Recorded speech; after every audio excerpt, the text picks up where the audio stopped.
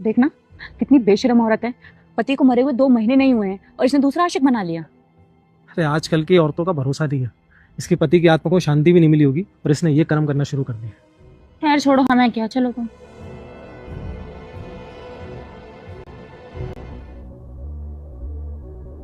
उसके बाद भी तो डिनर के बाद इसकी बेटी इतने महंगे स्कूल में पढ़ती है। हम अपने बच्चों को नहीं पढ़ा पा रहे हैं इतने महंगे स्कूल में, और इसके यहाँ तो कोई कमाने वाला नहीं है। फिर भी देखो ये इतने महंगे स्कूल में कैसे पढ़ा रही है। कैसे क्या देखा नहीं था? वो इसके बेटे के लिए गाड़ी देकर गया था, वही भर रहा होगा इसके बच्चों की फीस भी। हाँ सही कह रही हो, लेकिन क्या कर सकते हैं, इसकी भी गलती नहीं है, बच्चे तो पालना ही है ना। हाँ कर भी क्या सकती है। खैर छोड़ो, हमें क्या, हमें कौन सा कुछ फर्क पड़ रहा है।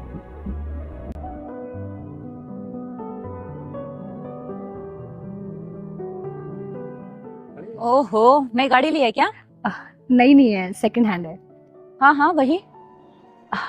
बहुत सारे काम ऐसे होते हैं ना जो स्कूटी से हो नहीं पाते, जैसे बच्चों को स्कूल लेके जाना होता है, बहुत प्रॉब्लम हो रही थी, फिर सोचा एक सेकंड हैंड कार ही ओ बेटा, तुम्हें मेरी कसम है, मैं हनुमान आज उन लोगों को करोड़पति बनाने वाला हूँ जो मुझे फॉलो करके मेरी वीडियो को 5 लोगों को भेजेगा। यकीन नहीं है तो करके देखो और देख लो मेरा चमत्कार। ले लूं।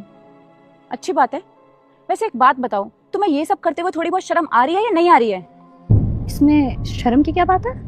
किसी और के पैसों से खर्चे पूरे करना, अपने बच्चों की स्कूल फीस भरना और अब ये गाड़ी लेना, ये शर्म की बात नहीं है तो और क्या है? क्या बकवास कर रही हो तुम? ये सब मैं जो भी कर रही हूँ अपने पैसों से कर रही हूँ। हाँ हाँ सब पता है हमें। ये जो खड़ा है ना तुम्हारे साथ, देख लिया था उस दिन हमने, जब तुम्हारे बेटे को वो खिलौने वाली गाड़ी देने के लिए आया था। कितनी खुश होकर चिपक के हक कर रहे थे तुम इसको। पति को मरे हुए 2 महीने नहीं हुए और देखो किसी और मर्द के साथ आशिकी करने लगी है। जबान संभाल के बात करो वरना जबान खींच लूंगी। ओहो, मैडम को तो गुस्सा आ गया। अरे आज के टाइम में इतनी महंगाई में मेरा पति होते हुए भी मैं अपने बच्चों को इतने महंगे स्कूल में नहीं पढ़ा पा रही हूँ, इतने महंगे महंगे खिलौने नहीं दिलवा पा रही हूँ और ना ही इतनी महंगी गाड़ी ले पा रही हूँ। तुम्हारा तो पति भी नहीं है तो तुम कैसे ले रही हो? ये खड़ा है ना तुम्हारा आशिक, यही दिला रहा है ना तुम्हें। किसी ने ना सच ही कहा है, एक औरत की सबसे बड़ी दुश्मन एक औरत ही होती है और वो ही उसे बदनाम करती है। जिसे तुम मेरा आशिक बता रही हो ना, छोटा भाई है वो मेरा। और भले ही अब मेरे हस्बैंड नहीं रहे, पर वो जाने से पहले हमारे लिए टर्म प्लान लेकर गए थे, इसकी कवरेज करोड़ों में है।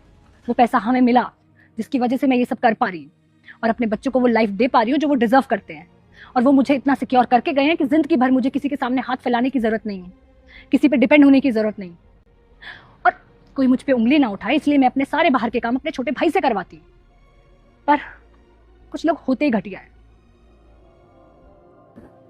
सोच तो कड़वी है ही तुम लोगों की, पर मुंह तो मीठा कर ही सकते हो। लो मिठाई खाओ।